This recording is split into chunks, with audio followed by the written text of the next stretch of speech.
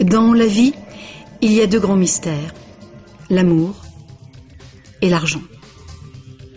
Qu'est-ce que l'amour? La question a été explorée à fond, dans les romans, les chansons, les films, à la télévision. Mais pas la question, qu'est-ce que l'argent? La théorie de l'argent n'a jamais inspiré de film à grand succès, et ça n'a rien d'étonnant. Rien d'étonnant non plus qu'elle ne soit presque jamais mentionnée dans nos écoles. D'où vient l'argent? La question évoque généralement l'image de la fabrication des billets ou des pièces. En effet, on croit souvent que c'est le gouvernement qui crée l'argent. C'est vrai, mais seulement en partie. Ces symboles en papier et en métal que nous appelons l'argent sont en fait fabriqués par une agence fédérale, la monnaie. Mais la plus grosse quantité d'argent en circulation n'est pas fabriquée par la monnaie. Tous les jours, des montants colossaux d'argent sont créés par des entreprises privées, par les banques. On croit souvent que les banques prêtent l'argent que les déposants leur ont confié. Mais pas du tout. En fait, les banques créent l'argent qu'elles prêtent, pas à partir de leurs bénéfices, ni à partir de l'argent déposé, mais directement à partir des promesses de remboursement faites par les emprunteurs. La signature d'un emprunteur l'engage à payer le montant de son emprunt plus des intérêts. Sinon, il perd la maison, la voiture ou tout autre bien qu'il a acheté. C'est une très lourde obligation pour l'emprunteur. En contrepartie, que fait la banque? Elle crée le prêt par un tour de passe-passe. Elle l'inscrit au compte de l'emprunteur. Ça vous semble un peu exagéré? Impossible, direz-vous? Voyons un peu comment ce miracle bancaire se produit.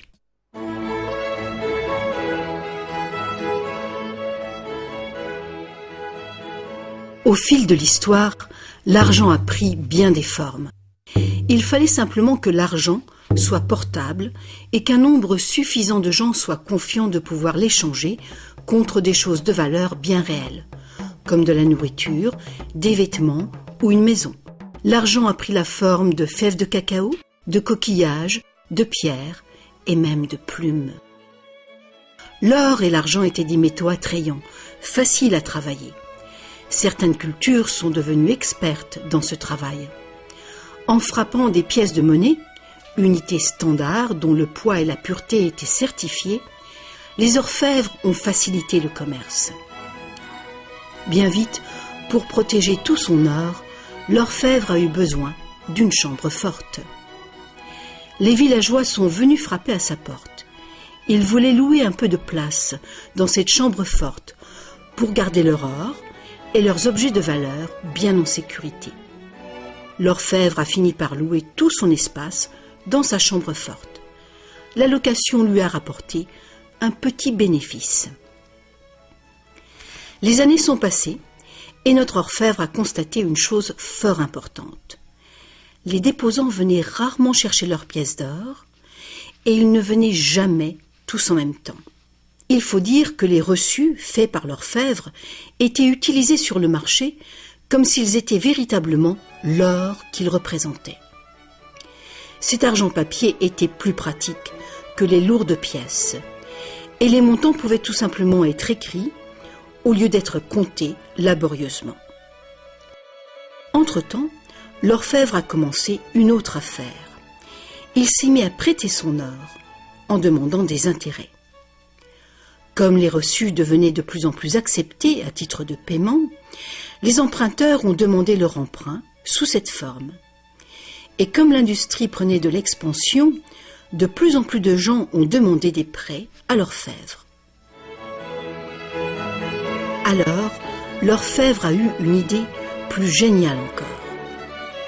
Il savait que ces déposants venaient rarement chercher leurs pièces d'or. Il a donc pensé qu'il pouvait faire des prêts couverts par l'or de ces déposants.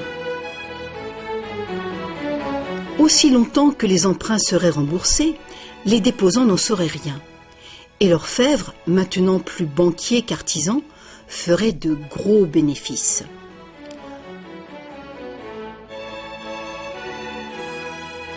Pendant des années, en secret, l'orfèvre a tiré de bons revenus des intérêts sur les dépôts de ses clients. Maintenant gros prêteur, il devenait sans cesse plus riche et il commençait à étaler ses richesses. Les gens l'ont alors soupçonné de dépenser l'argent de ses déposants. Ensemble, ils l'ont menacé de retirer tout leur or si l'orfèvre ne s'expliquait pas sur sa richesse si soudaine. Contrairement à ce qu'on pourrait croire, la situation n'a pas tourné au désastre pour l'orfèvre. Malgré sa duplicité, il a pu montrer que les déposants n'avaient rien perdu. L'or était toujours en sécurité dans la chambre forte. Au lieu de reprendre leur or, les déposants ont demandé à l'orfèvre, devenu leur banquier, de leur verser une partie des intérêts. C'est ainsi que les banques sont nées. Le banquier payait un taux d'intérêt bas sur les dépôts et il faisait payer un dépôt d'intérêt plus élevé sur les prêts. La différence couvrait les frais de fonctionnement et ses bénéfices. La logique du système était simple comme bonjour et semblait être un moyen raisonnable de satisfaire la demande de crédit. Mais les banques ne fonctionnent plus du tout comme ça. L'orfèvre banquier n'était pas du tout satisfait du revenu qui restait après le partage des bénéfices avec ses déposants. La demande de crédit a augmenté rapidement, mais ses prêts restaient limités par le montant d'or dans la chambre forte. Alors, une idée plus géniale encore lui est venue à l'esprit. Puisqu'il était le seul à savoir combien d'or il y avait dans la chambre forte, il pourrait prêter des chèques garantis par de l'or qui n'existait même pas. Aussi longtemps que les déposants ne viendraient pas tous en même temps réclamer leur or, personne ne le saurait. Ce nouvel arrangement fonctionnait à merveille et le banquier est devenu immensément riche avec les intérêts payés sur de l'or inexistant. L'idée que le banquier puisse créer de l'argent à partir de rien était trop outrageuse. Longtemps, personne n'a rien soupçonné. Mais le pouvoir d'inventer de l'argent est monté à la tête du banquier. Bientôt, l'importance des prêts et l'opulence du banquier ont déclenché de nouveaux soupçons. Certains emprunteurs ont demandé de l'or véritable plutôt que des chèques, et les rumeurs ont monté. Plusieurs déposants fortunés sont venus réclamer leur or. La fin du jeu était proche. Une foule de gens, brandissant des chèques, se sont rassemblés devant les portes closes de la banque. Hélas, le banquier n'avait pas assez d'or pour couvrir tout l'argent papier qu'il avait émis. Pour la première fois, il y avait une ruée sur la banque. Et c'est un phénomène qui épouvante tous les banquiers. Ce phénomène de retrait massif a ruiné des banques individuelles et a endommagé la confiance du public envers les banquiers. Il aurait été simple alors d'interdire cette pratique de créer de l'argent à partir de zéro. Mais les immenses crédits offerts par les banquiers étaient devenus essentiels à l'expansion du commerce européen. La pratique a donc été légalisée et réglementée. Les banquiers ont accepté de respecter des limites sur les montants d'argent fictifs qu'ils pouvaient prêter. Mais ces montants fictifs restaient bien supérieurs à la valeur réelle de l'or déposé dans la chambre forte. Bien souvent, le taux était de 9 $ fictifs pour 1 $ en or. Des inspections surprises permettaient de faire respecter ces réglementations. Un arrangement a aussi été conclu. En cas de ruée sur une banque, les banques centrales soutiendraient les banques locales en leur prêtant de l'or. La bulle du crédit, créée par les banquiers, ne pourrait pas crever et le système ne pourrait pas s'effondrer, sauf s'il y avait beaucoup de ruées sur les banques en même temps.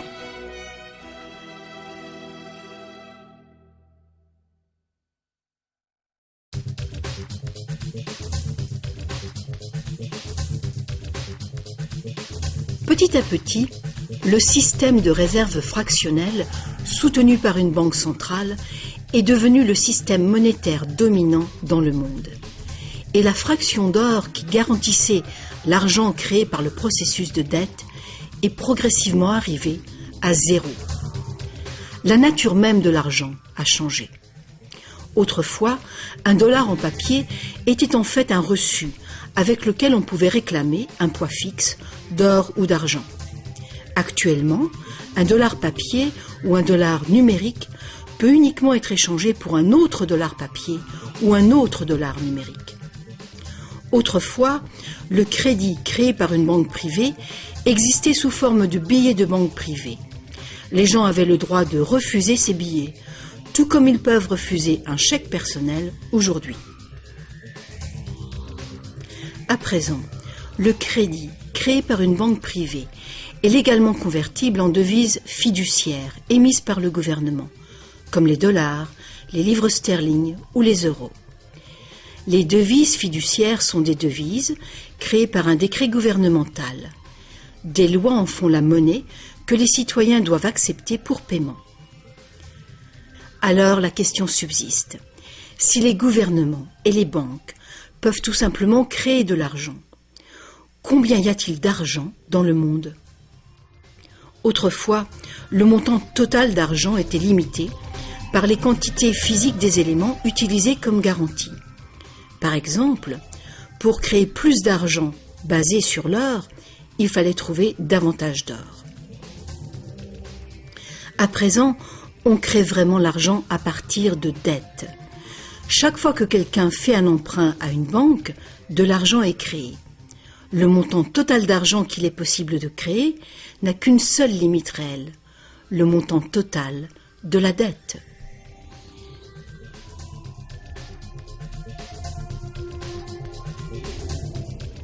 Les gouvernements placent une limite légale sur la création d'argent fictif, en imposant des règles sur les obligations de réserve fractionnelles.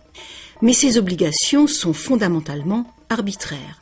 Elles varient d'un pays à un autre, d'une époque à une autre.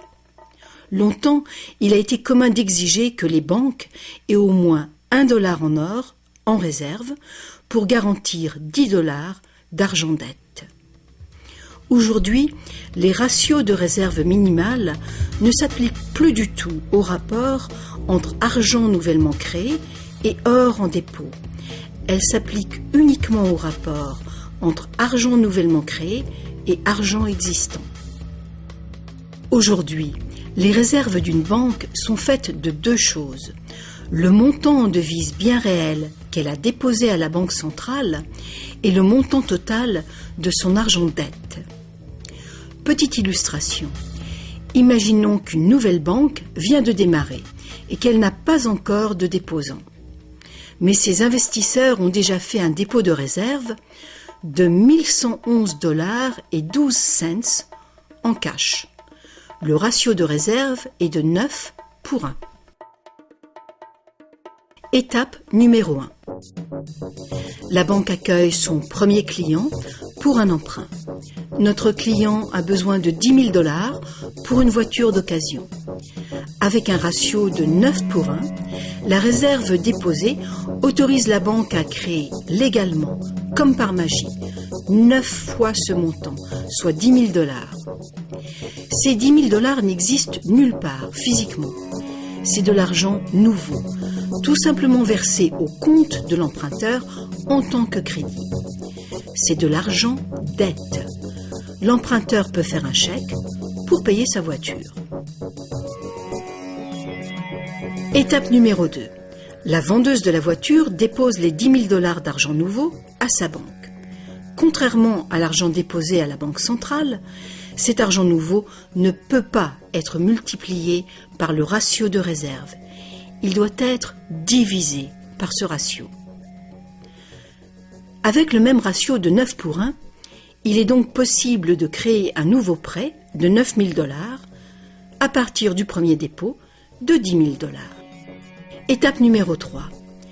Si ces $9 000 sont déposés par une troisième personne, à la même banque ou dans une autre banque, ils permettent légalement un troisième crédit bancaire, cette fois pour $8 100.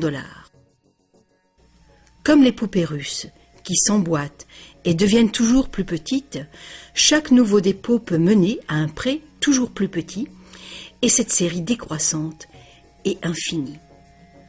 Par contre, si l'argent fictif créé par l'emprunt n'est pas déposé à la banque, le processus s'arrête. C'est la partie imprévisible du mécanisme de création de l'argent. Mais le plus probable, c'est qu'à chaque étape, le nouvel argent sera déposé à la banque et que le processus se répétera bien des fois et que finalement, presque 100 000 $ d'argent nouveau sera créé. Tout cet argent nouveau est créé à partir du processus de dette uniquement. Et tout ce processus est légalement autorisé par le petit dépôt de réserve initial de 1111 $ et 12 cents qui demeure intouché à la Banque centrale. Autre facteur important. Avec ce système ingénieux, les registres de chacune des banques doivent montrer que la banque a 10% de plus en intérêt qu'en prêt. C'est donc un incitatif très fort pour une banque de solliciter des dépôts afin de pouvoir prêter davantage. Tout ceci crée l'idée fausse que l'argent vient des dépôts. À moins que chaque prêt successif ne soit déposé à la même banque, aucune banque ne peut prétendre avoir multiplié sa réserve initiale de presque 90 fois uniquement par des crédits bancaires. Mais il faut bien comprendre que le système bancaire est un circuit fermé. Un crédit créé dans une banque devient un dépôt dans une autre banque et vice-versa. En fin de compte, l'effet est grosso modo le même que si tout se passait dans une seule et même banque. En résumé, la réserve initiale d'un peu plus de 1111 $ à la Banque centrale permet de récolter des intérêts sur des sommes allant jusqu'à 100 000 $ que la banque n'a jamais eu. Ça vous semble absurde? Écoutez un peu. En quelques décennies, à cause du lobbying féroce des banques, les obligations de réserve ont quasiment disparu dans plusieurs pays. Et les ratios actuels de réserve peuvent être bien plus élevés que 9 pour 1.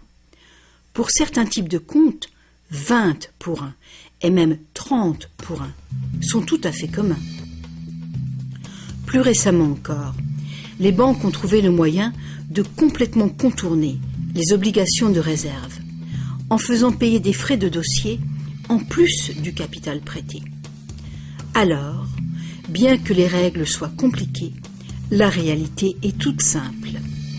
Les banques peuvent créer autant d'argent qu'on est capable d'en emprunter.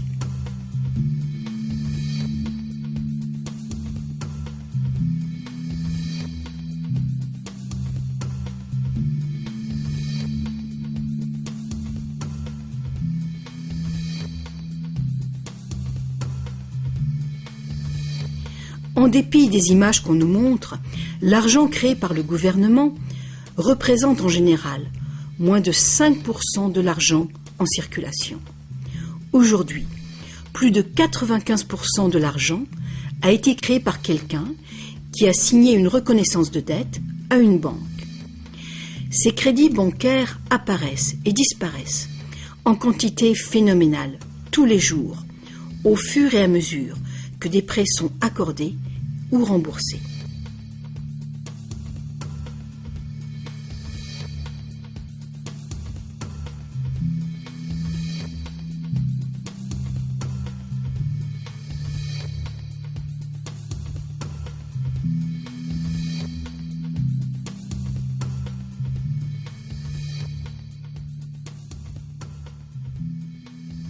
Les banques ne peuvent utiliser ce genre de système qu'avec la coopération des gouvernements.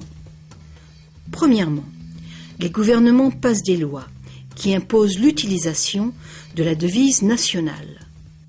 Deuxièmement, les gouvernements permettent que les crédits créés par les banques privées soient payables dans leur devise nationale.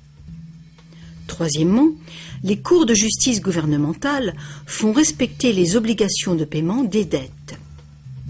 Et enfin, les gouvernements adoptent des règlements qui assurent le fonctionnement et la crédibilité du système monétaire sans rien faire pour informer le public de l'origine véritable de l'argent.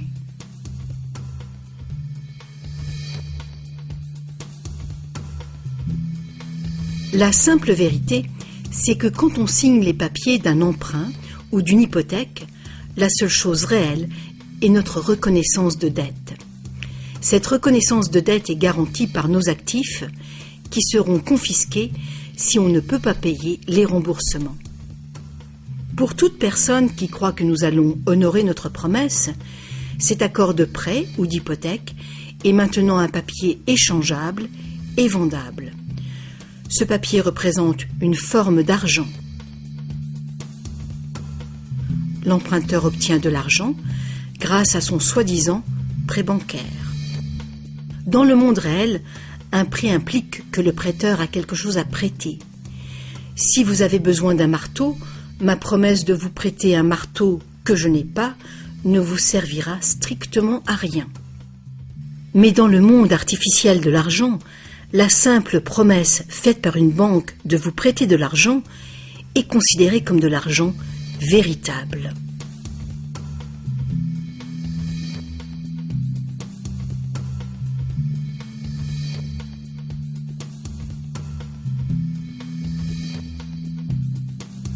Ici encore, la vérité est simple.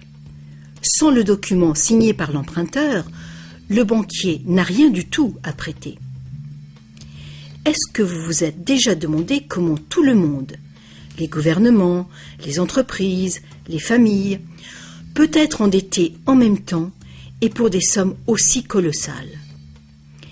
Est-ce que vous vous êtes demandé comment il peut y avoir autant d'argent à emprunter?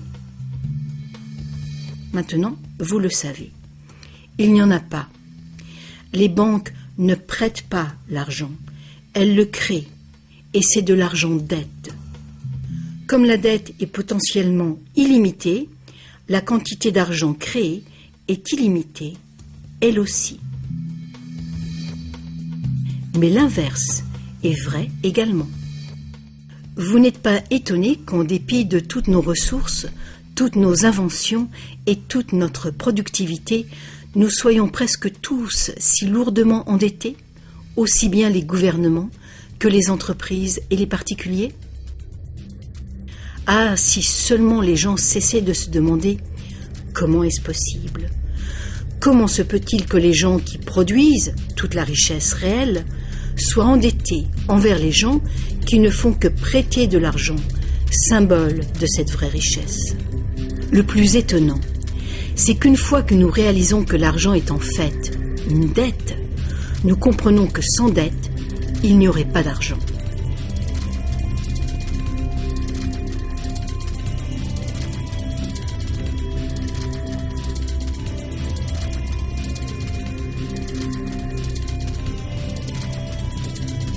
Si toute cette explication est nouvelle pour vous, rassurez-vous, vous n'êtes pas seul.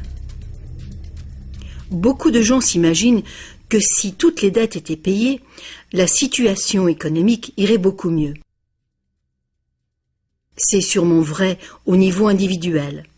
Quand on a remboursé ses prêts, on a davantage d'argent à dépenser. Mais il est faux de croire que s'il n'y avait plus de dettes, il y aurait davantage d'argent à dépenser. En fait, c'est tout le contraire. Sans dette, il n'y aurait pas d'argent du tout.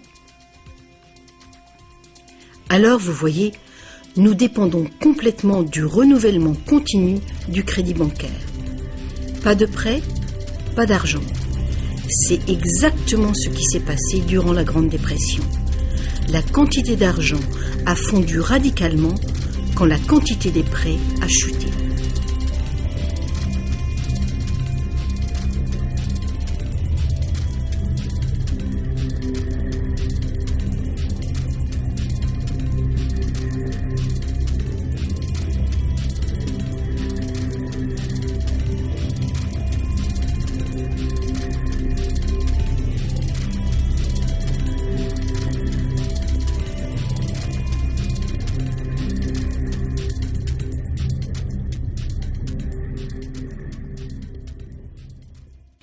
Il faut bien souligner que les banquiers créent uniquement le montant du principal. Ils ne créent pas l'argent qui sert à payer les intérêts. Alors, d'où vient cet argent ? Le seul endroit où les emprunteurs peuvent obtenir de l'argent pour payer les intérêts est l'ensemble des fonds de l'économie générale. Mais presque tous ces fonds ont été créés de la même façon, à partir de crédits bancaires. Donc partout, il y a des emprunteurs qui se trouvent dans la même situation. Ils cherchent désespérément l'argent pour rembourser le principal et les intérêts dans une réserve globale d'argent qui ne contient que le principal. Il est tout à fait impossible pour tout le monde de payer le principal plus les intérêts, car l'argent des intérêts n'existe pas. Une formule mathématique simple le montre. Le grand problème, c'est que pour les emprunts à court terme comme les hypothèques et les emprunts gouvernementaux, où les intérêts dépassent de loin le principal, les risques de saisie et donc les dangers pour l'économie sont très grands, à moins de créer beaucoup d'argent pour payer les intérêts. Pour que la société continue de fonctionner, le taux des saisies doit rester bas. De plus en plus de nouvelles dettes doivent être créées pour trouver l'argent qui servira à payer les dettes précédentes. Alors bien sûr, la dette totale augmente, et les intérêts aussi, ce qui cause une escalade exponentielle de l'endettement. Seul le temps qui sépare la création des nouveaux emprunts et leur remboursement empêche le manque d'argent global de mettre le système en faillite. Mais pendant que le monstre du crédit bancaire grossit, le besoin de créer toujours plus d'argent pour le nourrir devient toujours plus urgent. Pourquoi les taux d'intérêt sont-ils si bas ? Pourquoi recevons-nous des cartes de crédit que nous n'avons jamais demandées ? Pourquoi est-ce que le gouvernement dépense plus vite que jamais ? Est-ce que ce ne serait pas pour éviter l'effondrement de tout le système monétaire ? On peut donc se demander, est-ce que ça peut continuer infiniment ? Est-ce qu'un effondrement n'est pas inévitable ?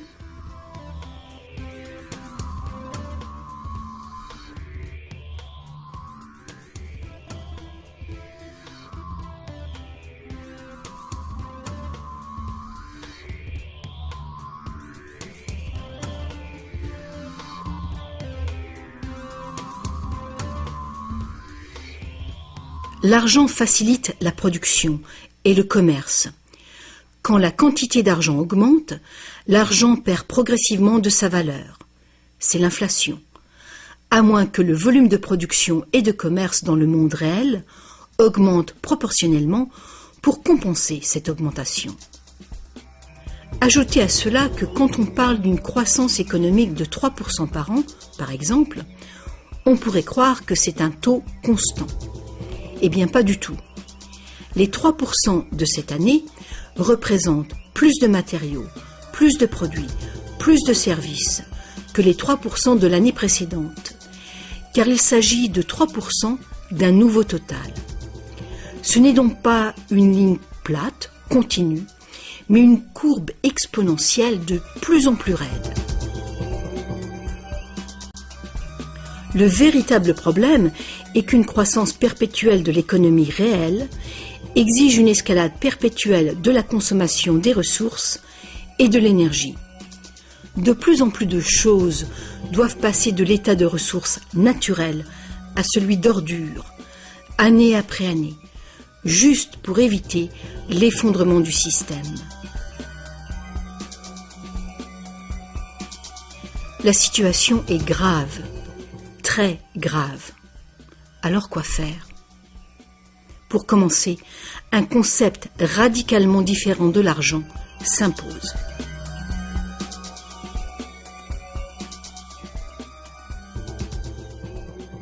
Le temps est venu pour les gens de se poser 4 questions simples et de les poser à leur gouvernement.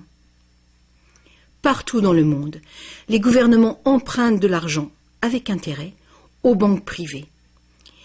La dette gouvernementale est une composante majeure de la dette globale. et une énorme partie de nos taxes va au paiement de cette dette.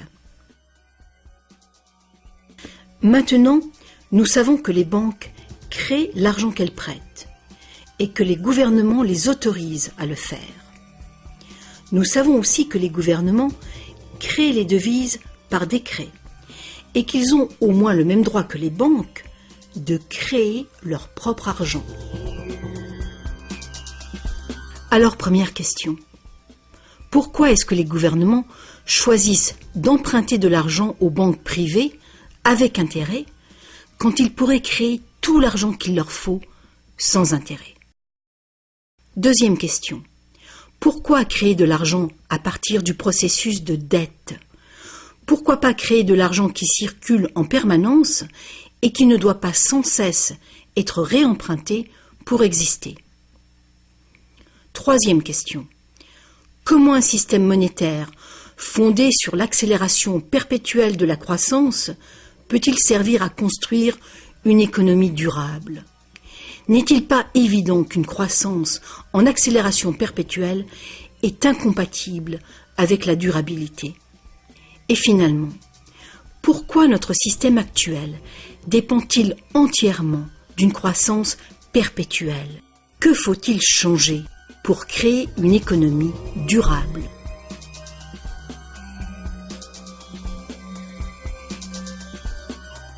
À une certaine époque, faire payer un intérêt quelconque sur un emprunt était qualifié d'usure et était passible de sanctions très sévères, allant jusqu'à la peine de mort. Chaque grande religion interdisait l'usure. La plupart des arguments avancés contre l'usure étaient d'ordre moral. La seule finalité légitime de l'argent était de faciliter les échanges de biens et de services réels. Toute tentative de gagner de l'argent avec de l'argent était considérée comme un mal, ou même comme un vol.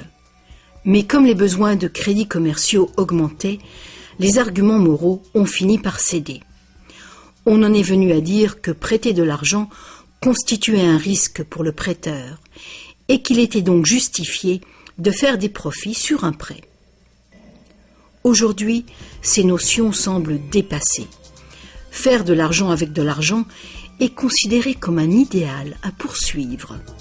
Pourquoi travailler si on peut faire travailler son argent pour soi? Ceci dit, quand on parle d'avenir durable, il est clair que faire payer des intérêts constitue un problème d'ordre moral et d'ordre pratique.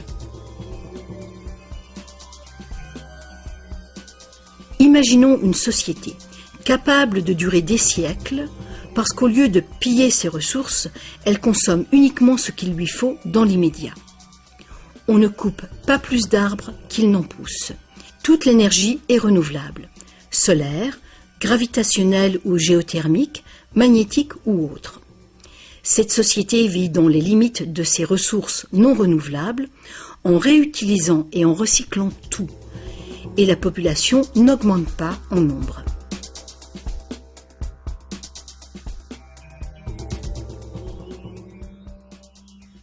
Cette société ne pourrait jamais fonctionner avec un système monétaire qui dépend complètement d'une croissance en accélération perpétuelle. Une économie stable aurait besoin d'une quantité d'argent qui puisse rester stable. Imaginons que cette quantité totale d'argent stable est représentée par ce grand cercle.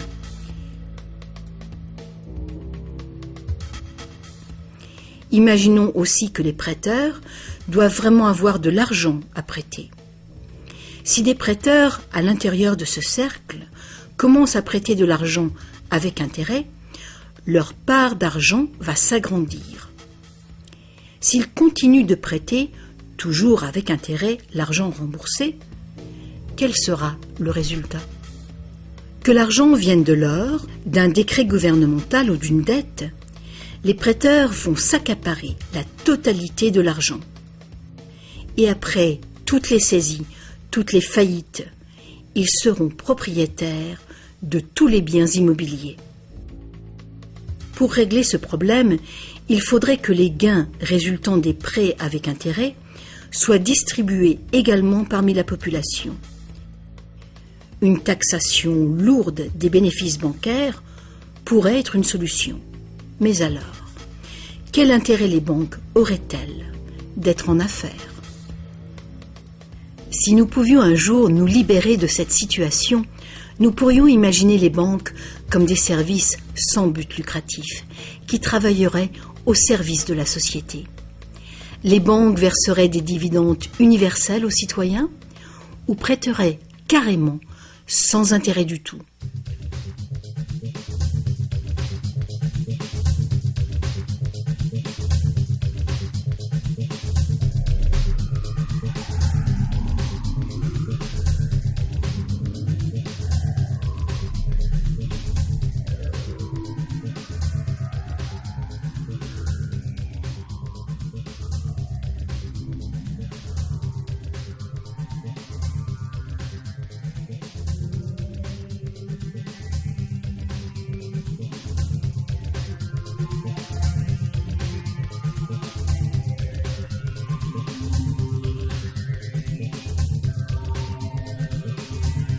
Si tous ces problèmes viennent de la nature fondamentale du système, inutile d'essayer de bricoler le système. Il faut le remplacer. Beaucoup de critiques réclament un retour à l'étalon or, disant qu'il a fait ses preuves de fiabilité. Ils ignorent les arnaques qui peuvent être commises avec l'or. Limer les pièces, altérer le métal, le déprécier, accaparer le marché. Bref, toutes les pratiques déjà utilisées du temps de l'ancienne Rome qui ont contribué à sa chute. Certains préconisent un étalon argent, car ce métal est plus abondant que l'or, ce qui rend plus difficile le monopole du marché. Mais beaucoup de gens questionnent la pertinence de revenir aux métaux précieux. L'idée de porter de gros sacs pleins de pièces n'enchante personne. L'argent papier, l'argent numérique, le plastique, ou plus probablement l'argent biométrique, seront les moyens d'échange. Et ils présentent ce potentiel de créer de l'argent dette en quantité illimitée. En définitive, si l'or était à nouveau le seul étalon, tous les gens qui n'ont pas d'or se retrouveraient tout à coup sans argent. D'autres partisans des réformes monétaires ont conclu que l'avarice et la malhonnêteté sont les principaux problèmes et qu'il y a sans doute de meilleurs moyens de créer un système monétaire équitable et honnête sans passer par l'argent ou l'or. Des esprits inventifs ont proposé une variété d'options. Beaucoup de systèmes de troc privés créent de l'argent dette, mais ils le font ouvertement, sans intérêt. Un exemple est le système de troc où la dette est exprimée en promesse d'heures de travail. Tout travail est évalué de manière égale, en dollars, qui ont une équivalence en biens réels. Les frais du système sont couverts par des honoraires et non pas par des intérêts. Ce genre de système monétaire peut être mis en place par toute personne capable de concevoir un moyen de comptabiliser et de trouver des participants dignes de confiance. Mettre en place un système de troc local est une bonne mesure de planification d'urgence pour une communauté, même si ce système n'est guère utilisé actuellement. La réforme monétaire, comme la réforme électorale, est un vaste sujet qui exige une volonté de penser autrement et de changer. La réforme monétaire, comme la réforme électorale, ne sera pas facile, car les intérêts puissants qui bénéficient du système feront l'impossible pour conserver l'avantage. Sachant que l'argent n'est qu'une idée, et qu'en réalité, l'argent est uniquement ce qu'on fait de lui, voici une option simple à considérer. Le modèle suivant est basé sur des systèmes qui ont fait leurs preuves en Angleterre et en Amérique, mais qui ont été déstabilisés et détruits par les banquiers et leurs réserves fractionnelles. Pour créer une économie basée sur de l'argent permanent et libre d'intérêt, il suffirait que le gouvernement crée de l'argent et le dépense dans l'économie, de préférence dans des infrastructures durables comme les routes, les chemins de fer, les ponts, les ports et les marchés publics. Cet argent ne serait pas de l'argent dette, ce serait de l'argent valeur, qui aurait la valeur des infrastructures financées. Si ce nouvel argent facilitait une croissance proportionnelle du commerce, il ne causerait pas d'inflation du tout. Mais si les dépenses gouvernementales causaient l'inflation, deux interventions seraient possibles. L'inflation équivaut en fait à une taxe forfaitaire sur l'argent. Que l'argent perde 20% de sa valeur ou que le gouvernement nous taxe de 20%, l'effet sur notre pouvoir d'achat est exactement le même. Vu de cette manière, l'inflation pourrait remplacer la taxation, à condition de rester limitée et d'être utilisée à bon escient. Le gouvernement pourrait aussi choisir de lutter contre l'inflation en percevant des taxes qu'il retirerait ensuite de la circulation, réduisant ainsi la quantité d'argent pour restaurer sa valeur. Pour contrôler la déflation, c'est-à-dire la chute des salaires et des prix, il suffirait que le gouvernement dépense plus et mette plus d'argent en circulation. Sans la concurrence des dettes privées, les gouvernements auraient le contrôle des réserves d'argent de la nation. Le public serait donc qui blâmer si les choses allaient mal. Les gouvernements prendraient le pouvoir ou perdraient le pouvoir en fonction de leur capacité à maintenir la valeur de l'argent. Les gouvernements fonctionneraient surtout grâce aux taxes, comme maintenant, mais ces taxes auraient beaucoup plus de pouvoir financier, puisqu'il n'y aurait plus d'intérêt à payer. Il n'y aurait plus de dette nationale si le gouvernement crée uniquement l'argent dont il a besoin. Notre servitude collective et perpétuelle envers les banques, à cause de la dette gouvernementale, prendrait fin.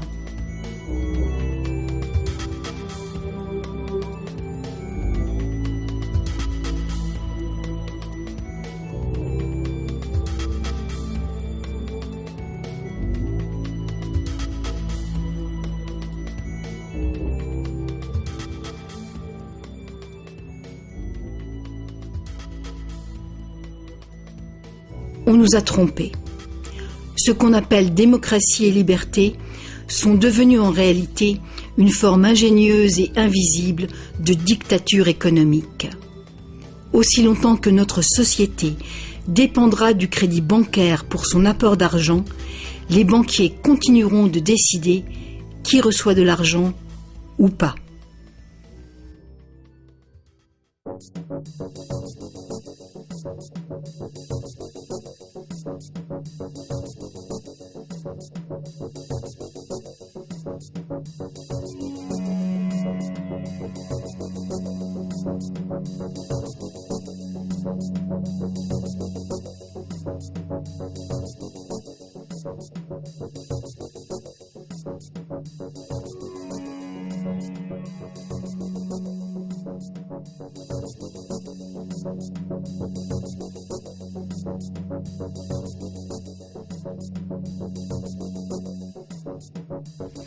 Peu de gens savent aujourd'hui que l'histoire des États-Unis, depuis la Révolution de 1776, a été en grande partie une lutte épique pour se libérer du contrôle des banques mondiales dominées par les Rothschild. Cette lutte a finalement été perdue en 1913, quand le président Woodrow Wilson a signé la loi de la Réserve fédérale, donnant le pouvoir de créer l'argent américain à un cartel de banques internationales.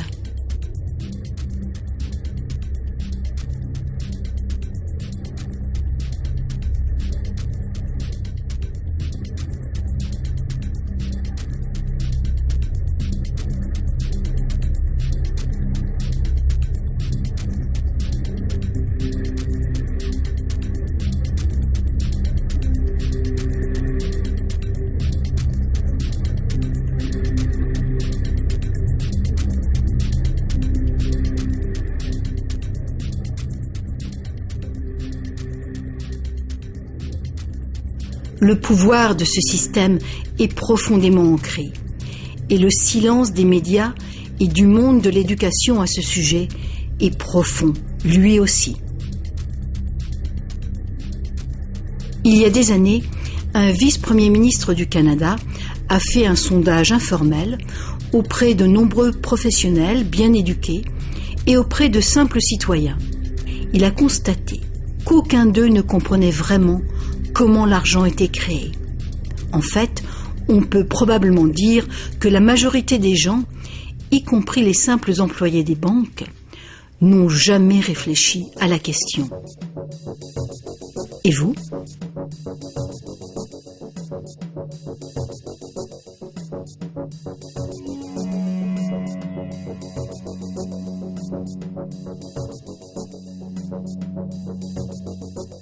Le système moderne de l'argent-dette est né il y a un peu plus de 300 ans, quand la première banque d'Angleterre a été créée par une charte royale lui autorisant des prêts fractionnels de dépôt d'or au ratio de 2 pour 1. Ce modeste ratio était le premier pas. Le système est maintenant mondialisé. Il crée des quantités virtuellement illimitées d'argent à partir de rien. Et presque tout le monde sur la planète est enchaîné à une dette sans cesse grandissante, qui ne pourra jamais être repayée. Est-ce que tout cela serait arrivé purement par accident ? Ou est-ce qu'il y a conspiration ? De toute évidence, l'enjeu est considérable.